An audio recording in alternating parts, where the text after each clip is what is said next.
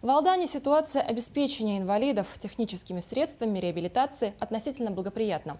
Здесь с проверкой побывала управляющая Фондом социального страхования республики Марина Мироновская. Обо всех результатах визита в материале Татьяны Вахниной. Визитом в Алданский район завершилась рабочая поездка в Южную Якутию управляющего Фондом социального страхования республики. В библиотеке имени Некрасова состоялась встреча Марины Мироновской с населением.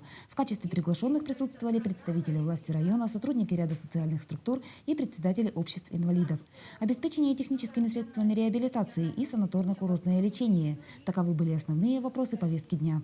По данным направлениям Фонд социального страхования работает 10 лет. К сожалению, констатировать надо тот факт, что у нас роста по бюджету не происходит. В рамках предыдущих лет все идет в тех же объемах. Ситуация обеспечения инвалидов техническими средствами реабилитации относительно благоприятна. Индивидуальные программы реализуются успешно. Как показывает практика, большую долю расходов из перечня средств реабилитации составляют подгузники и абсорбирующее белье.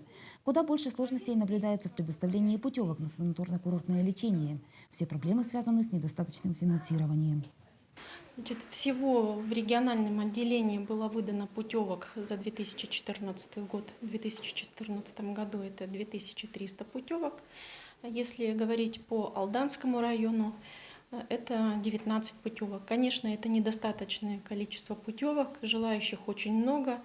По словам управляющей Фонда социального страхования, в настоящее время налажены и отработаны связи со всеми структурами. Таким образом, в означенных направлениях ожидается улучшение. В ходе встречи Марина Мироновская выслушала замечания и пожелания алданцев.